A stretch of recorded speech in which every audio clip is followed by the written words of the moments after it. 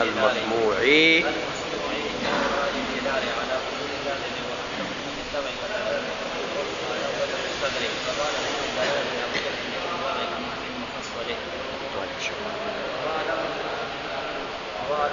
اس عبارت سے علامہ جرمی رحمۃ اللہ علیہ کا عرض غرض غین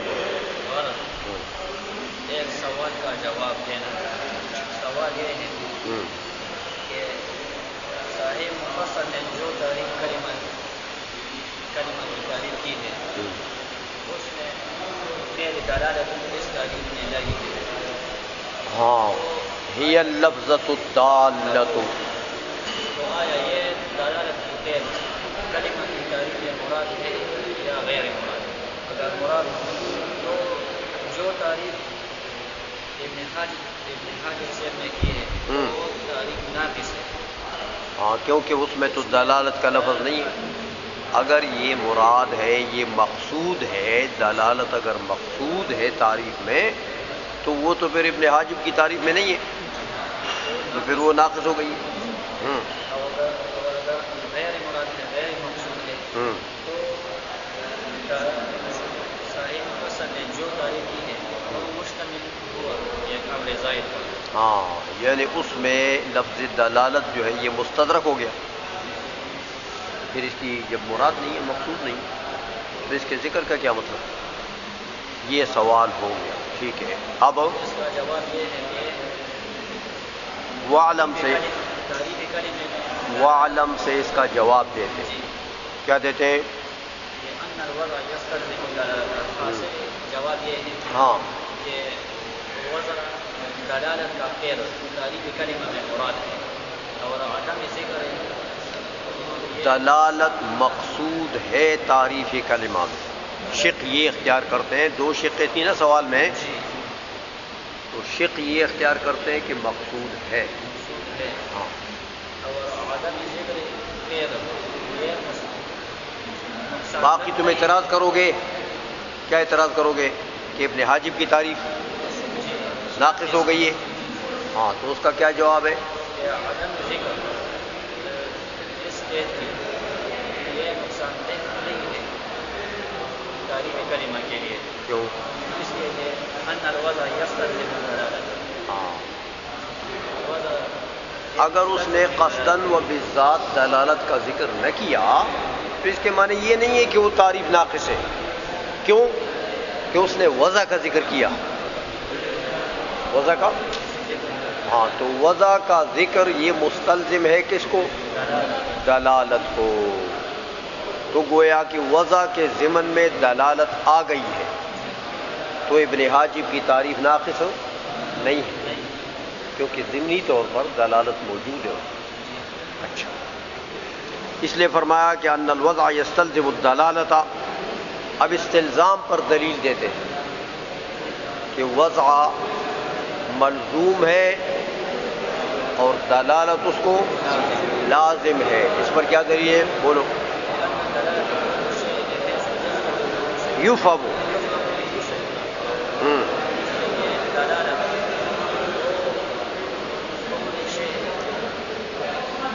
کسی چیز کا، یعنی دال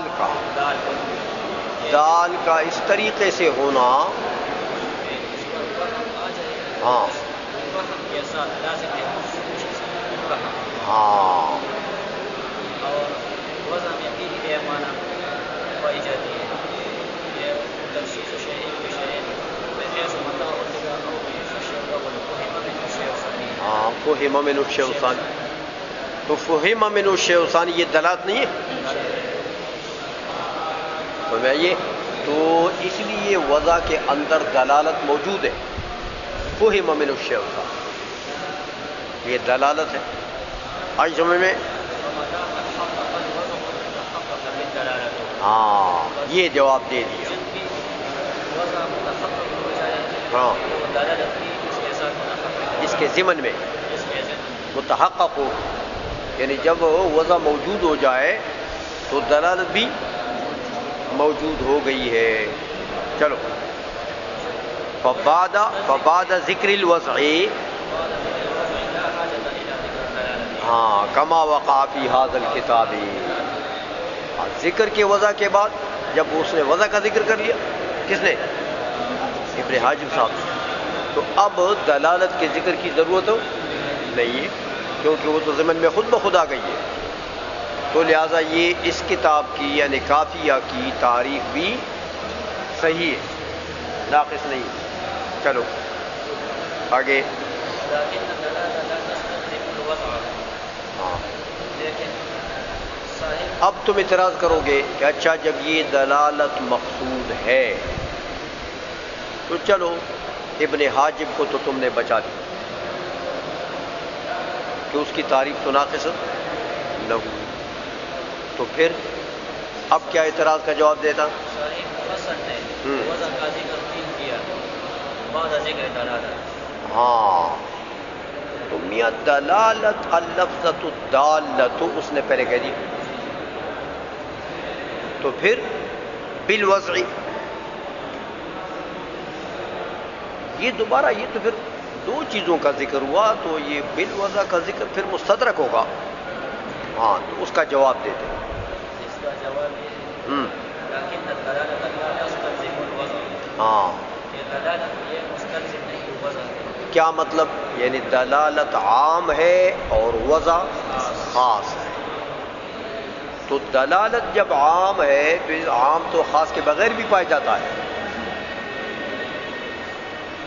اس لیے عام خاص میں استلزام ہوتا ہے، عام کو خاص لازم ہوتا ہے، عام تو خاص کے بغیر بھی پایا جا سکتا ہے۔ جیسے یہ بتا رہے ہیں آپ کو کہ دلالت وضعی بھی ہوتی ہے، بولو ہاں طبعی بھی ہوتی ہے، تو اب دیکھو عقلی اور طبعی میں وضع ہے نہیں ہے، یہ مثالیں آگے تو خود اس نے دی ہے نا۔ ہاں ممکن ہے کہ دلالت جو ہے وہ عقلی ہو وہاں پر، یا دلالت جو ہے وہ طبعی ہو وہاں پر، تو دلالت تو عام ہے وضع خاص ہے، خاص اور عام کے درمیان میں استلزام نہیں ہوتا، یعنی عام کو خاص لازم نہیں ہوتا، الٹا تو ہوتا ہے، الٹا ہوتا ہے، خاص کو عام لازم ہوتا ہے لیکن عام کو خاص لازم نہیں ہوتا۔ آئی سمجھ میں؟ چلو جی اس کا سوال، اس کا جواب دیا لیکن الدلالۃ لا تستلزم الوضع، لیکن دلالت جو ہے وہ تو ایسا نہیں ہے کہ وہ ملزوم ہے اور وضع اس کو ایسا نہیں، کیوں؟ ہاں کیونکہ اس چیز کا امکان ہے کہ دلالت عقلی ہو، دلالت ہو كدلالة لفظ ديز المسموع من وراء الجدار على وجود اللافظ، یہ عقلی دلالت کی مثال دے رہے ہیں۔ ہاں ہاں دیوار کے پرے سے کسی نے کہا تیز، تم اس کو دیکھ نہیں رہے ہو، مشاہدہ نہیں ہو رہا، تو یہ تیز کا لفظ جو آپ نے سنا اس نے دلالت کر دی کس پر؟ کہ یار کوئی بولنے والا ہے دیوار کے پیچھے، تو یہ کون سی دلالت ہے؟ یہ وضعی ہے، کون سی دلالت ہے؟ عقلی ہے۔ آپ کے عقل نے کہا کہ یار یہ تیز، یہ تو بولنے والے کے بغیر نہیں ہو سکتا، وہ میں آئیے، تو دلالت کون سی ہو گئی؟ عقلی ہو گئی، تو وضع نہیں ہے اس میں۔ چلو ہاں یہ بھی ممکن ہے کہ وہ دلالت بالطبع ہو، یعنی دلالت طبعی ہو،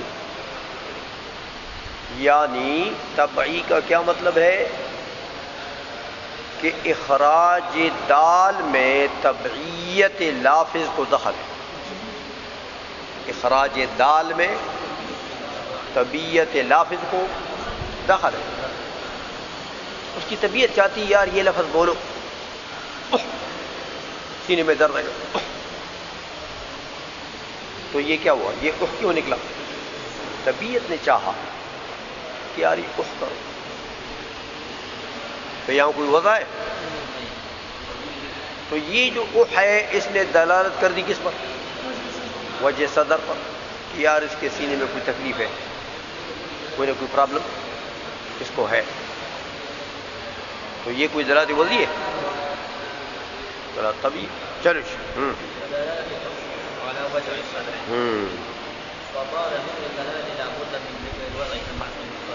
ہاں ہاں وضع کو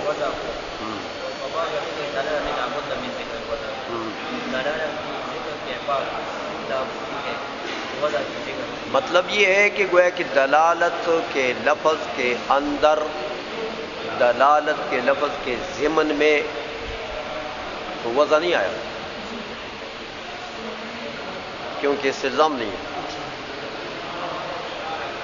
ہمیں آئیے، تو جب وضع نہیں آیا تو اب وضع تو کلمہ کے لیے ضروری ہے،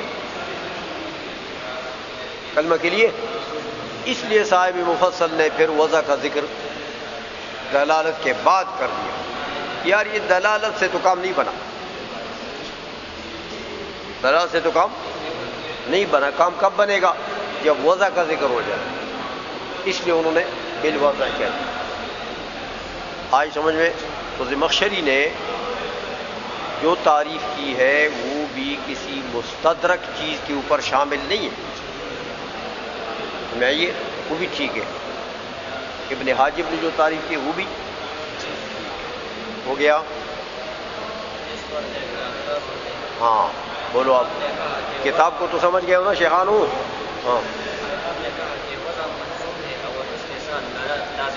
ہاں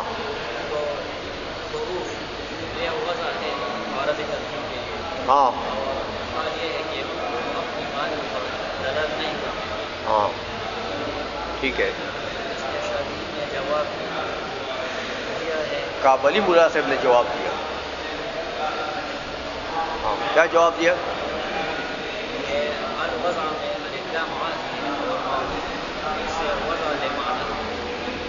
الوضع لمعنن،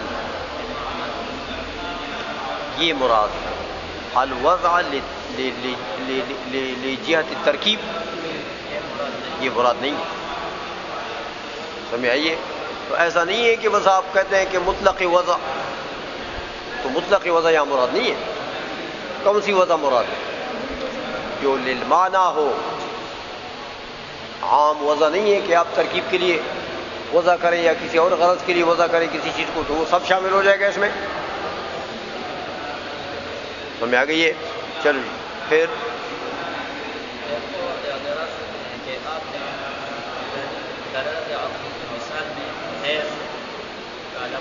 ہاں دیز تو زید کیوں نہیں کہا؟ ایک تو یہ اعتراض ہے. دوسرا ہاں ہاں کہ بھئی یہ بھی دیز بھی ہو اور وہ بھی جدار کے پرے سے ہو، تو اس کی کیا ضرورت ہے؟ دیز اگر یہاں کوئی کہے سامنے تو کیا وجود لفظ بردار نہیں ہے؟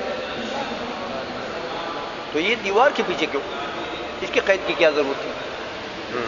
دونوں جواب دیا ہے کہ زید اس لیے نہ کہا کہ زید وجود لفظ پر دلالت کرتے ہیں عقلاً اور اپنے معنی پر دلالت کرتے ہیں وضعاً، تو اس میں جمع ہو دلالت وضعی اور عقلی دونوں.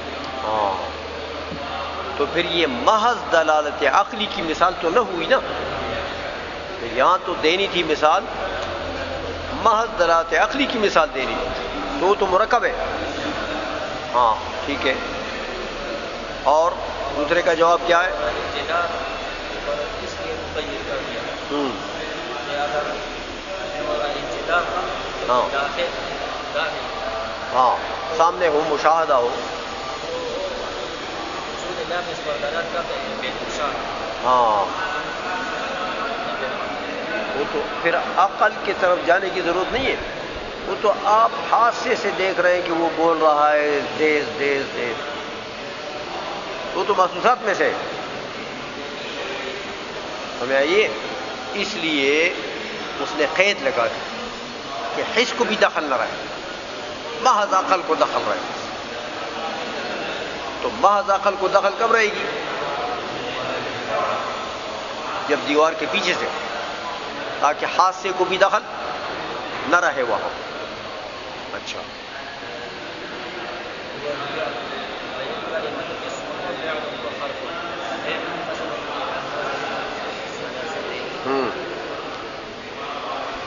وہی رحمۃ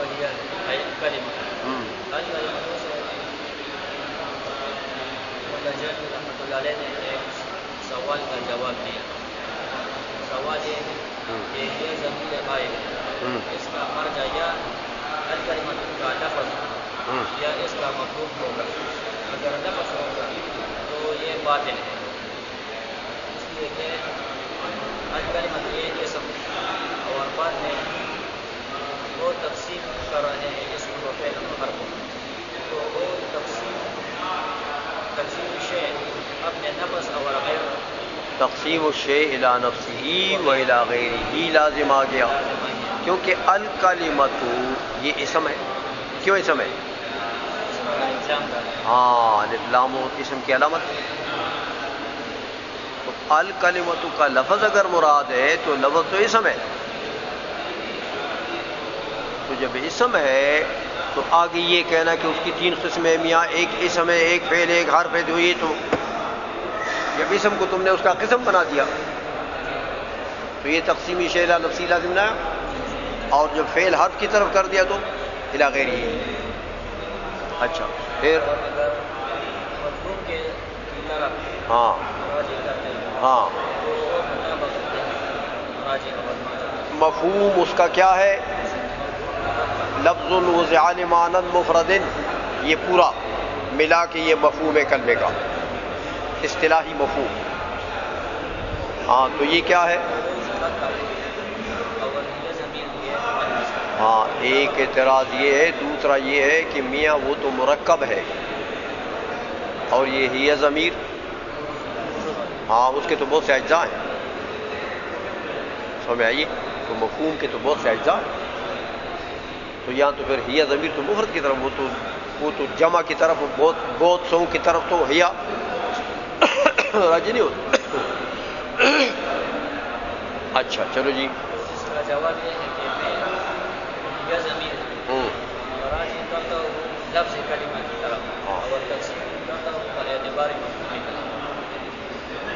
آج جب یہ استخدام ہے نا، پڑھ چکے ہو کہ ضمیر کو راجع کر دیا تو ایک معنی لے لیا.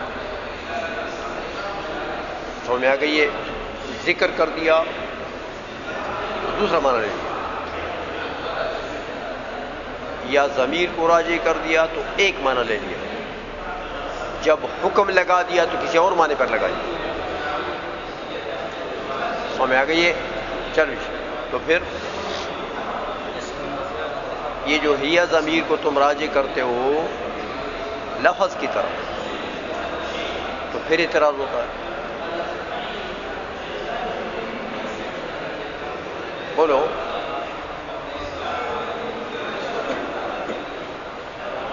اس پر پھر اعتراض ہوتا ہے.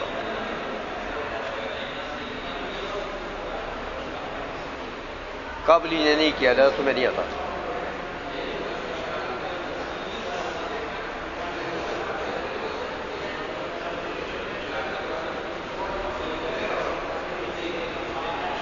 رضی مختار سے اعتراض کیجیے.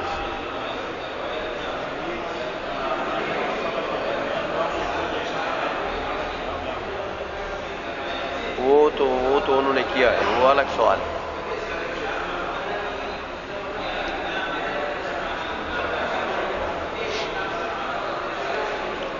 درزی شیخ سے سوال کی.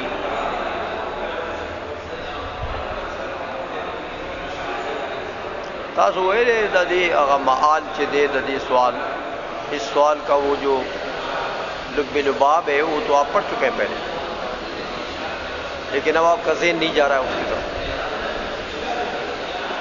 کیونکہ ہے تو لکیر کے فقیر، تو لکیر میں ہے نہیں. یہ مبتدا اس نے کرنا چاہا وہ اور سوال ہے۔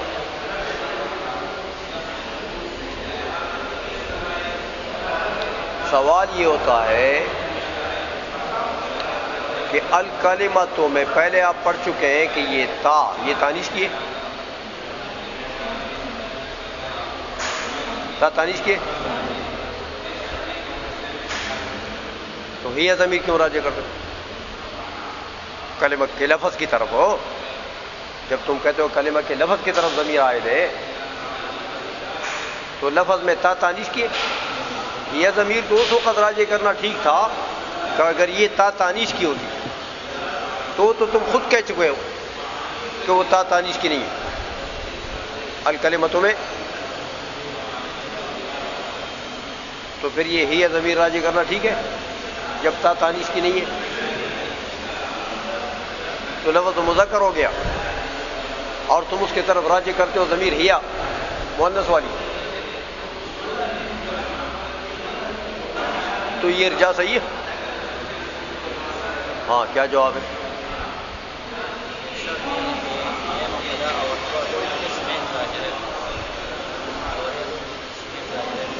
کیا کدھر چلے گئے شیخا؟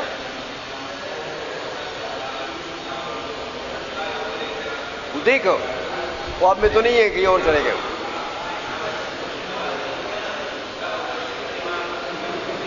ہاں، اس سوال کا کیا جواب ہے؟ یہ تو پھر ہیا راجع کرنا ٹھیک ہی نہیں ہے۔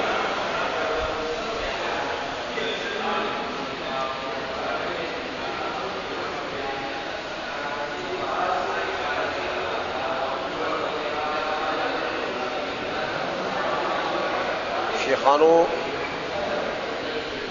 دا سوال تاسو ویلے دا جواب ویلے خو چونکہ دی ځای کې اوس لکیر والا نه لیکلے،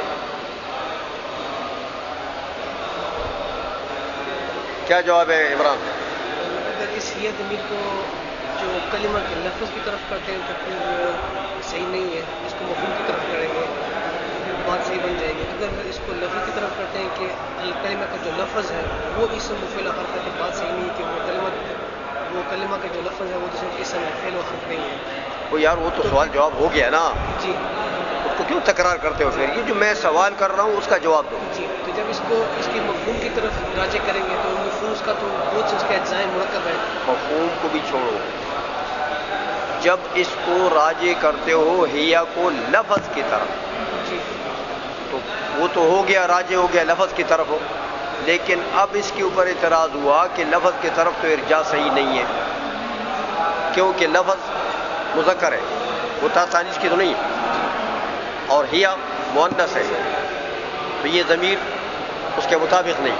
اس کا جواب مطابق جماعت میرے کلمہ جماعت تو نہیں، کلمہ جمع تو نہیں ہے۔ لیکن مفہوم کو وہ تو مرکب ہے۔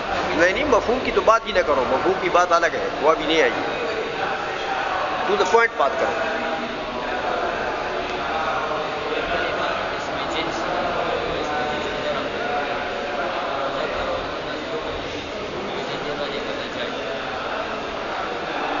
کلمہ جو ہے یہ مصدر ہے،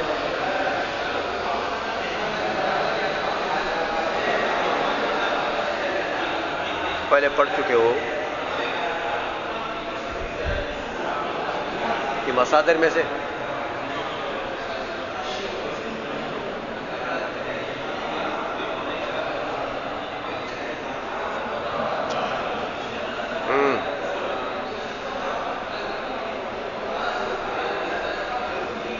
اگر وہ ضمیر آپ کہتے ہیں کہ چلو مذکر کی بھی ٹھیک ہے، مؤنث کی بھی ٹھیک ہے، تو پھر تو مذکر کی اولا تھی، پھر بھی مؤنث کی ضمیر کو نہیں راضی کرنا چاہیے، اولا یہ تھا کہ مذکر کی ضمیر راضی کرنا۔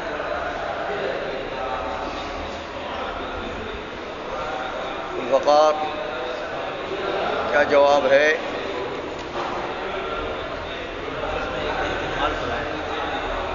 کیا احتمال ہے؟ احتمال نہیں ہے، یوں کہو کہ یہ تا کی وجہ سے شائبہ تانیث پیدا ہو گیا، احتمال کی بات نہ کرو۔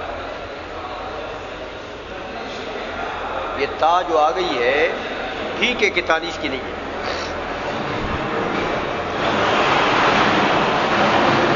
لیکن شائبہ تانیث پیدا ہو جاتا ہے کہ نہیں ہوتا؟ تو لفظ کی طرف ضمیر عائد ہے لیکن لفظ میں شائبہ تانیث ہے، لہذا اس کی طرف مؤنث کی ضمیر راجع کرنا بھی ٹھیک ہے. ہاں اگر شائبہ تانیث بھی نہ ہوتا تو مذکر ہوتا من کل الوجوہ، تو پھر اس کی طرف مؤنث کی ضمیر راجع کرنا صحیح نہیں تھا. ہمیں آئیے چلو.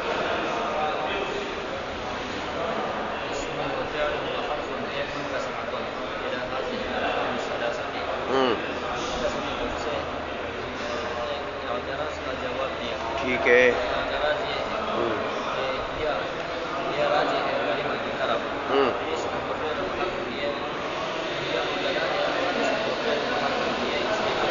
ہاں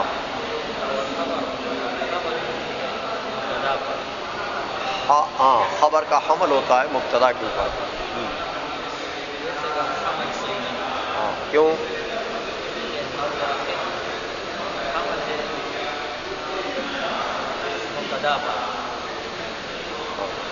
کیا مطلب ہوا؟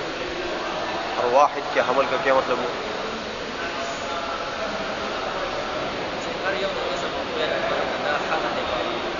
ٹھیک ہے لیکن اردو میں بھی بولو، لیکن مطلب یہ کہ میں سمجھتا ہوں اس کو، لیکن اس کی وضاحت کرو کہ ہر ایک کے حمل کا کیا مطلب ہے.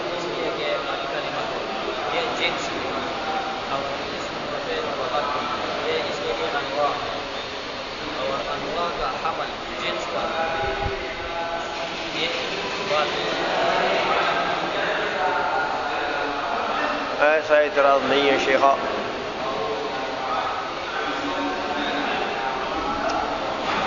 ہر واحد کے حمل کا مطلب یہ ہے کہ ایک ایک کر کے جدا کر دو. وہی اسم، وہی فعل، وہی حرف، ہر ایک کے حمل کا یہ مطلب ہے. تو یہ کلام صحیح ہے کہ وہی اسم، یہ کہنا ٹھیک ہے. وہی فعل، یہ ٹھیک ہے. وہی حرف، یہ جملہ ٹھیک ہے. ہاں تو یہ تو سارا جملہ ایک ترکیب بھی غلط ہو گئی ہے. چلو ہاں بولو بولو.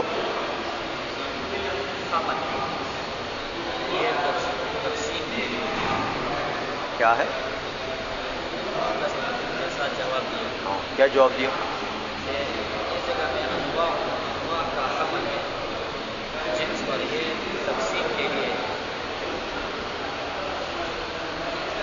یہ اس نے ایک گپلا مارا ہے لیکن بات صحیح نہیں کی ہے.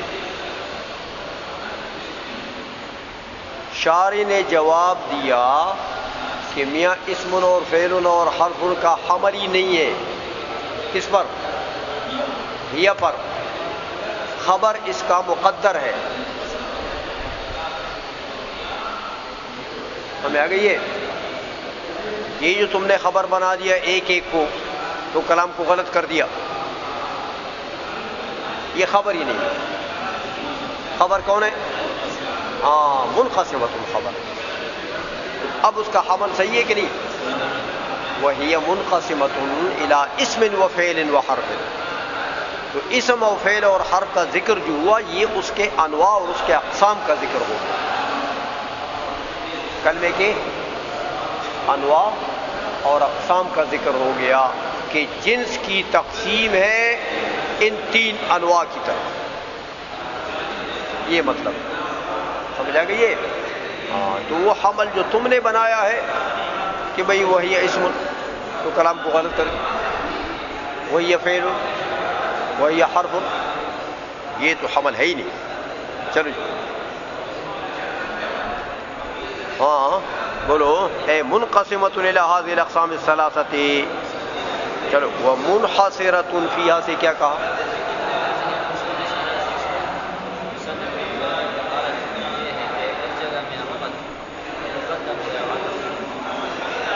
ہاں یہ ہوتا ہے کہ مجموعہ پر ایک حکم کرے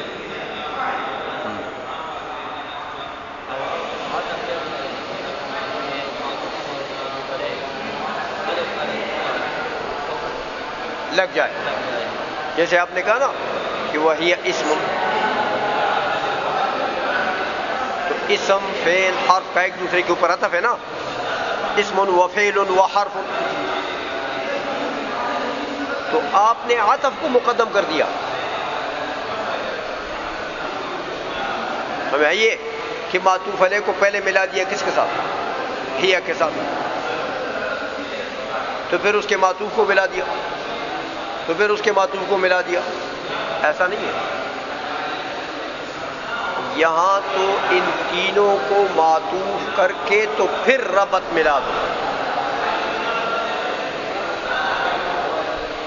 ایسا نہیں کہ ایک ایک کو کا ربط بناؤ اس کے ساتھ، ایک ایک کا ربط ہی کے ساتھ نہیں ہے.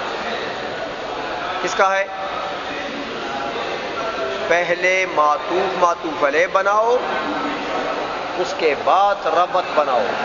تو کون مقدم ہو گیا؟ ربط مقدم ہو گیا کہ عطف مقدم ہو گیا؟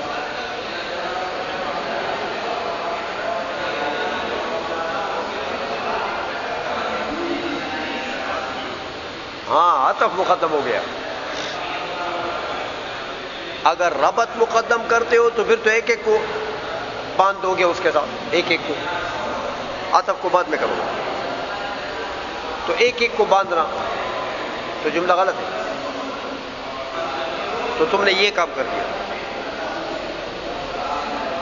اور شاعر نے کیا کہا کہ ایسا نہ کرو، پہلے ان کو آپس میں معطوف علیہ بناؤ، اس کے بعد مجموعے کا ربط بنا دو.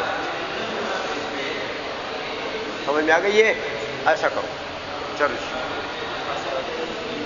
اور یہ کلمہ تین اقساموں میں منحصر. ہاں یہ کیا کہا؟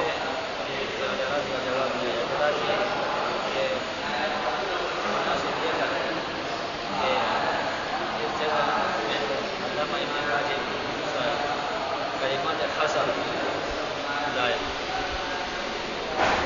اچھا